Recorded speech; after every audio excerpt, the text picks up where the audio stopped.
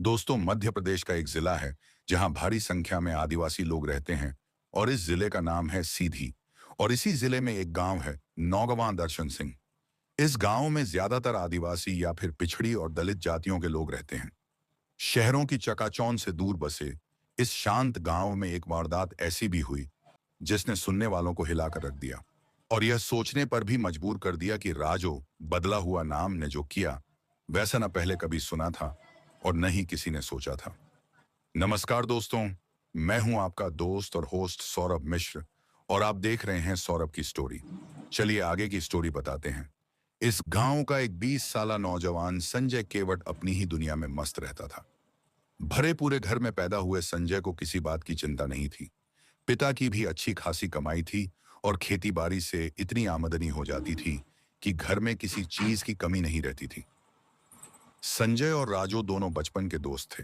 अगल बगल में होने के चलते दोनों पर एक दूसरे के घर आने जाने की कोई रोक टोक नहीं थी। 8 से 10 साल की उम्र तक दोनों साथ साफ बेफिक्र होकर बचपन के खेल खेलते थे।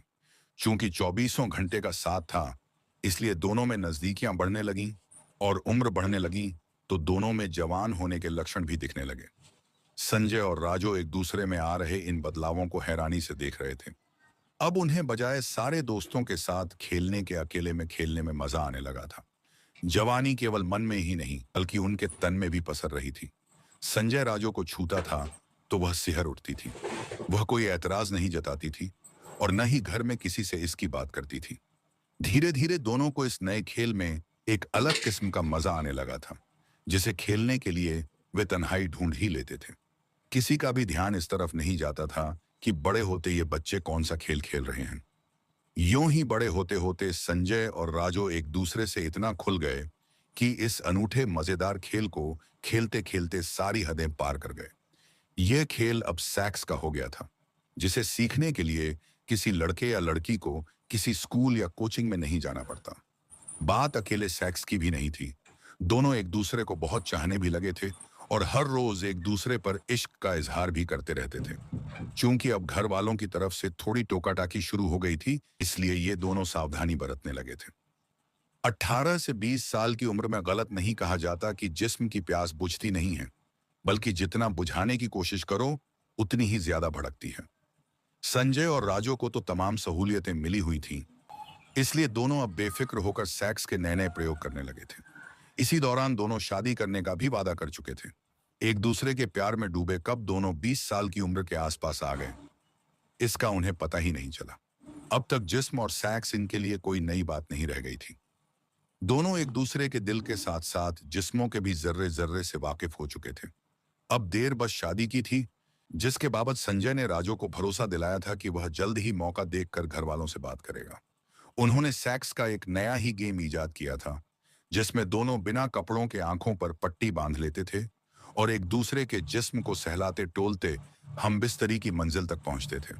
खासतौर से संजय को तो यह खेल काफी भाता था, जिसमें उसे राजू के नाजुक अंगों को मनमाने ढंग से छूने का मौका मिलता था। राजू भी इस खेल को पसंद करती थी, क्योंकि वह जो करती थी उस दौरान संजय की आंखें पट्टी से बंधी रहती थीं। जैसा कि गांव देहातों में होता है, 16 से 18 साल का होते ही शादी ब्याह की बात शुरू हो जाती है। राजू अभी छोटी थी, इसलिए उसकी शादी की बात नहीं चली थी, पर संजय के लिए अच्छे अच्छे रिश्ते आने लगे थे। यह भनक जब राजू को लगी तो वह चौकन्नी हो गई, क्योंकि वह तो मन ही मन संजय को अपना पति मान चुकी थी और उसके साथ आने वाली जिंदगी के ख्वाब यहां तक बुन चुकी थी कि उनके कितने बच्चे होंगे और वे बड़े होकर क्या क्या बनेंगे। शादी की बाबत उसने संजय से सवाल किया तो वह यह कहते हुए टाल गया, तुम बेवजह चिंता करते हुए अपना खून जला रही हो। मैं तो तुम्हारा हूं और हमेशा तुम्हारा ही रहूंगा। संजय के मुंह से यह बात सुनकर राजू को तसल्ली तो मिली, पर वह बेफिक्र न हुई। एक दिन राजू ने संजय की मां से पड़ोसनों से बतियाते समय यह सुना कि संजय की शादी के लिए बात तय कर दी है और जल्दी ही शादी हो जाएगी। इतना सुनना था कि राजू आग बबूला हो गई और उसने अपने लेवल पर छानबीन की तो पता चला कि वाकई संजय की शादी कहीं दूसरी जगह तय हो गई थी। होली के बाद उसकी शादी कभी भी हो सकती थी। संजय उससे मिला तो उसने फिर पूछा। इस पर हमेशा की तरह संजय उसे टाल गया कि ऐसा कुछ नहीं है। संजय के घर में रोज रोज हो रही शादी की तैयारियां देखकर राजो का कलेजा मुंह को आ रहा था। उसे अपनी दुनिया उजड़ती सी लग रही थी। उसकी आंखों के सामने उसके बचपन का दोस्त और आशिक किसी और का होने जा रहा था। इस पर भी आग में घी डालने वाली बात उसके लिए यह थी कि संजय अपने मुंह से इस हकीकत को नहीं मान रहा था। इससे राजो को लगा कि जल्द ही एक दिन इसी तरह संजय अपनी दुल्हन ले आएगा और वह घर के दरवाजे या खिड़की से देखते हुए उसकी बेवफाई पर आंसू बहाती रहेगी और बाद में संजय नाकाम या चालाक आशिकों की तरह घड़ियाली आंसू बहाता घर वालों के दबाव में मजबूरी का रोना रोता रहेगा। राजो का अंदाजा गलत नहीं था। एक दिन इशारों में ही संजय ने मान लिया कि उसकी शादी तय हो चुकी है। दूसरे दिन राजो ने तय कर लिया कि बचपन से ही उसके जिस्म और जज्बातों से खिलवाड़ कर रहे इस बेवफा आशिक को क्या सजा देनी है। वह कड़कड़ाती जाड़े की रात थी। 23 जनवरी को उसने हमेशा की तरह आंख पर पट्टी बांधकर सैक्स का गेम खेलने के लिए संजय को बुलाया।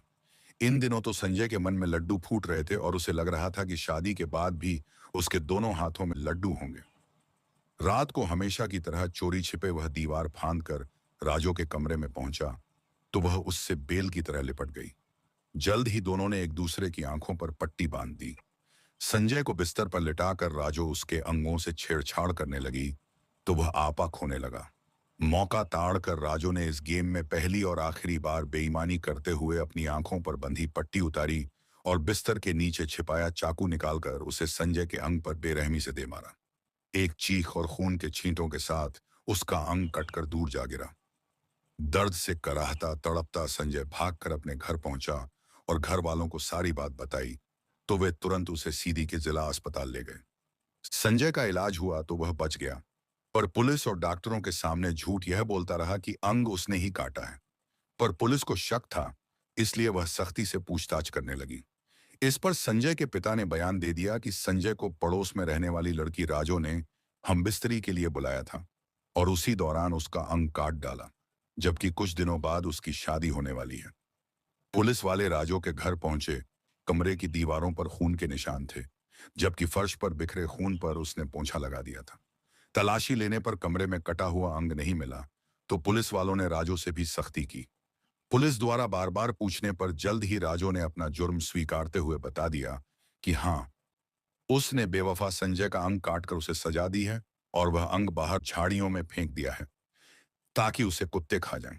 दरअसल राजो बचपन के दोस्त और आशिक संजय पर खार खाए बैठी थी और बदले की आग ने उसे यह जुर्म करने के लिए मजबूर कर दिया था। राजो चाहती थी कि संजय किसी और लड़की से जिस्मानी ताल्लुकात बना ही न पाए। यह मोहब्बत की इंतहा थी या नफरत थी, यह तय कर पाना मुश्किल है, क्योंकि बेवफाई तो संजय ने की थी, जिसकी सजा भी वह भुगत रहा है। राजो की हिम्मत धोखेबाज और बेवफा आशिकों के लिए यह सबक है कि वह दौड़ गया जब माशूका के जिस्म और जज्बातों से खेलकर उसे खिलौने की तरह फेंक दिया जाता था। अगर अपनी पर आ जाए तो अब माशूका भी इतने खौफनाक तरीके से बदला ले सकती है। दोस्तों, आज की स्टोरी आपको कैसी लगी? अगर आपको हमारी मेहनत पसंद आई हो तो वीडियो को लाइक कर दोस्तों को शेयर कर दीजिए और अगर अभी तक आपने हमारे चैनल को सब्सक्राइब नहीं किया है तो चैनल को सब्सक्राइब करें। तो फिर कल मिलते हैं एक नई स्टोरी के साथ। तब तक आप सभी अपना और अपने परिवार का ख्याल रखें। जय हिंद, जय भारत, वंदे मातरम।